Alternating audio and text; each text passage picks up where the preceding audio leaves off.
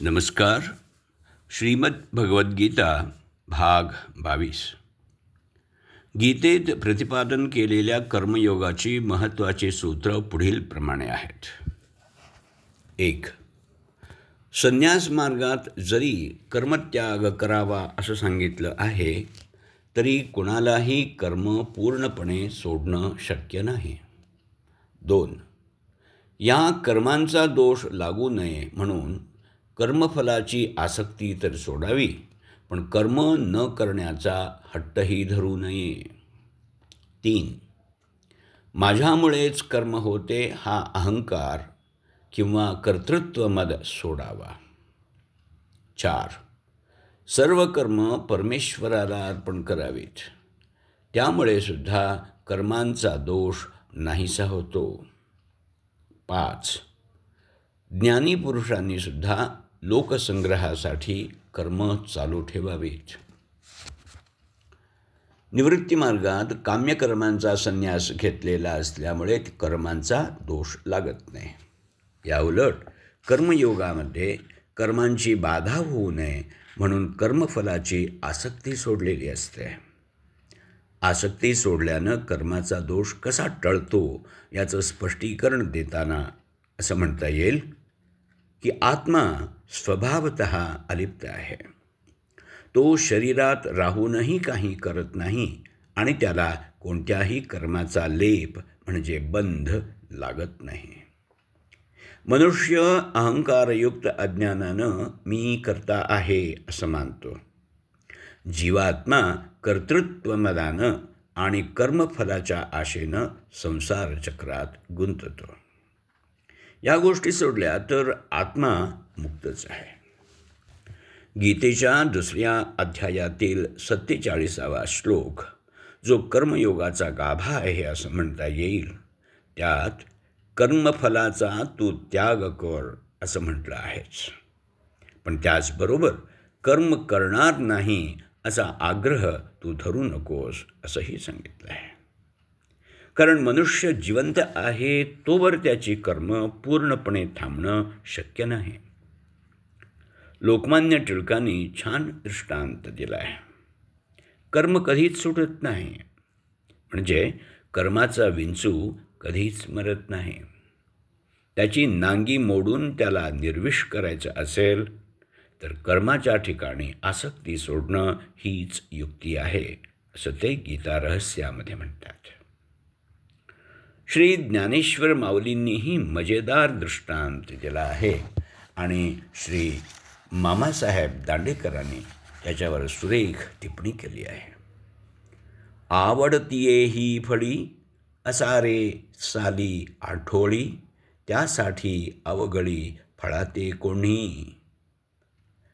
आपल्या आवडत्या फळात साल आणि कोय ही दोन्ही असार आहेत. तेव्हा या दोन असार गोष्टींकरता सर्व फळाचा कोणी त्याग करतो काय? कर्म हे आंब्यासारखं आहे. कर्तृत्व मद आणि फलासक्ती त्याच्यात साल आणि कोईसारख्या असतात. या दोन्ही दूर केल्या नाहीत तर अख्खा आंबा गिळायला जाऊन तो घशात अडकावा तसं होतं.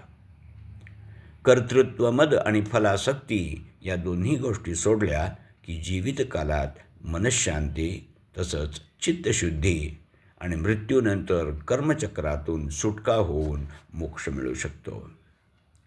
साल आणि कोय नको म्हणून आंब्याचा त्याग केला तर रसास्वादाला जसं मुकावं लागेल तसंच कर्तृत्व मद आणि फलास्वाद यांचा त्याग कठीण म्हणून जर कर्मच टाकलं तर जीवाला मुक्ततेचा आनंद कधीच भोगता येणार नाही.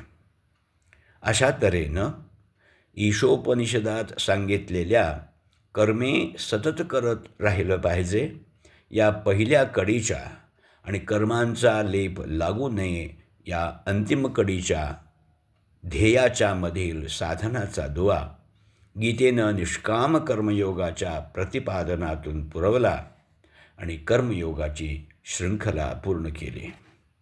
म्हणून गुरुदेव रानडे म्हणतात, कर्मापासून अलिप्तता हा कर्मयोगाचा पाया गीतेला ईशोपनिषदातून मिळाला. आणि त्यावर तिनं कर्माच्या स्वतंत्र महात्म्याची इमारत उभारली. कर्मविपाकाचा सिद्धांत आजच्या पिढीला कितपत तर्कसंगत वाटेल आणि ग्राह्य होईल याची मला शंका आहे.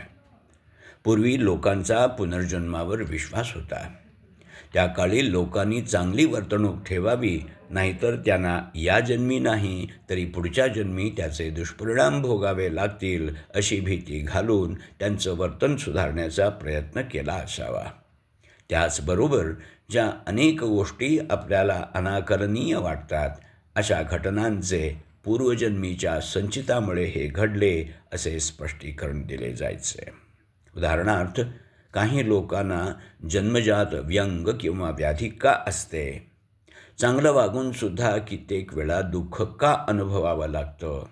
सुदृढ आणि वरवर पाहता निरोगी असा माणूस अचानक अकाली का मृत्यू पावतो? किंवा याउलट डॉक्टरांनी आशा सोडून दिलेले रोगी कसे बरे होतात?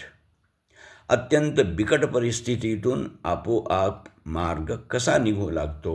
इत्यादी गोष्टी ज्याच्या त्याच्या संचितामुळं हे घडलं असं म्हटलं जायचं.